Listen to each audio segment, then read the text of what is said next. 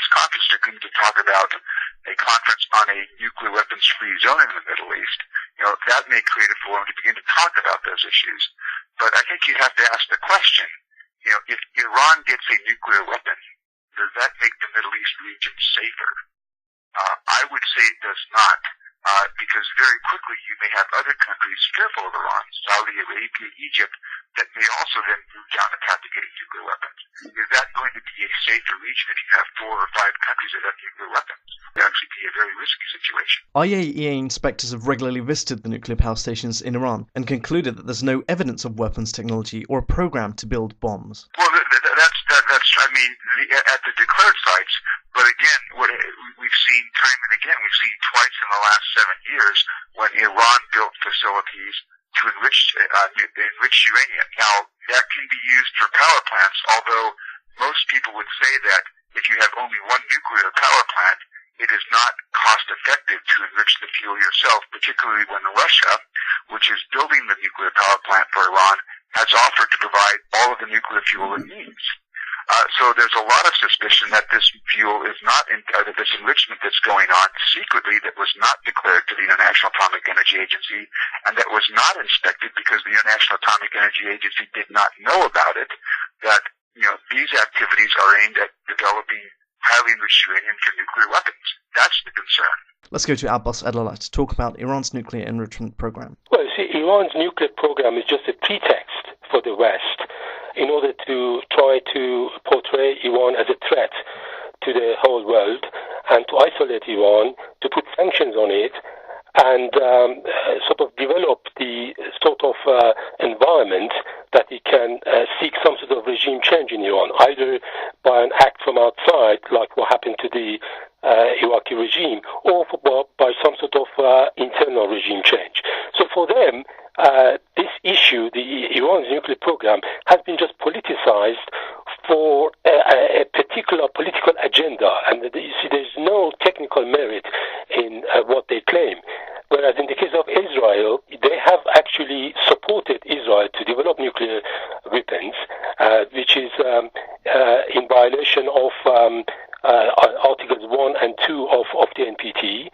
And this is a case of double standard then. The West uses those clauses of the NPT, or let's say abuses those clauses of NPT, when it tries to politicize some issue for its own political aims, and then ignores all its own obligations for, firstly, disarmament, and secondly, for non-proliferation, because it was the US and the Western European countries, which are allies of the US, who helped Israel to develop its nuclear arsenals, and also helped India to develop nuclear arsenals independent of the NPT. We've come to the end of the first part of the program. Stay with us after the break, where we will delve deeper into the subject about NPT's agenda, Iran's nuclear disarmament conference, and ask the question, is the world heading towards disarmament or nuclear war? You can visit our site and read numerous reports.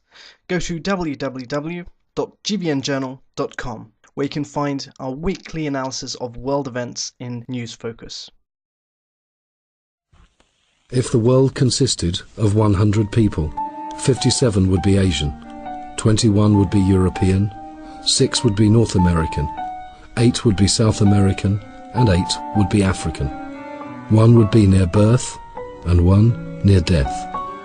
20 people would own 90% of the world's wealth, and while more money is spent on cosmetics than on public aid, 15 people would be starving. And because 10 times more money is spent on weapons than on basic education, 16 people wouldn't be able to read. 20 people would have 1 or more TVs at home, 17 wouldn't even have a home. These 20 people are the first generation that have the means to end poverty with only 0.2% of their wealth. And since you're at home right now watching TV, you might be one of them. See how you can help at teams2endpoverty.org.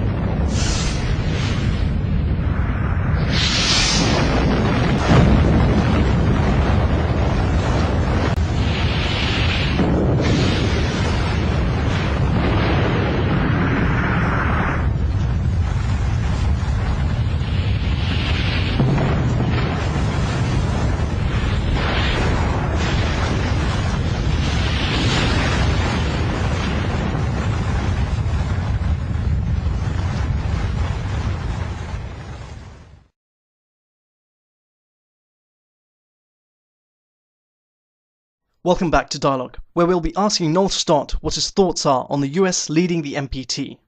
Just before that, let's take a look at how many weapons of mass destruction there are in the world. North Korea has 10. India has 80. Israel and Pakistan have 90. Britain has 185. China has 240. France has 300. The US has 9,400 in its stockpile, but Russia holds a staggering 13,000 nuclear warheads. After Russia, the government of the United States has the second highest number of nuclear weapons stockpile, and it insists to assume the leadership role in reviewing the NPT. What role does the US play in its NPT leadership, Mr. Stott? Well, it certainly has created a better atmosphere and as I said earlier, an opportunity. There seems to be momentum towards achieving a nuclear weapon-free zone. You might remember that President Obama in Prague last year spoke about his commitment to a nuclear weapon-free world. The problem is that he said it might not happen in his lifetime. Now, many countries and many members of civil society that are here are trying to argue that it is possible in our lifetime. If you really look at what they have agreed in detail, you see that very little has been agreed on, and it's just a case of window dressing, really. The massive destructive power of the nuclear arsenal of the United States and Russia have actually increased in these 40 years of having the NPT, and has not really decreased. So yes, they will pay some lip service to the question of nuclear disarmament, but you can't expect the nuclear-armed states to give up their nuclear weapons. We have a proverb in Persian which says that a knife would never cut its own handle. And here's the problem, you see.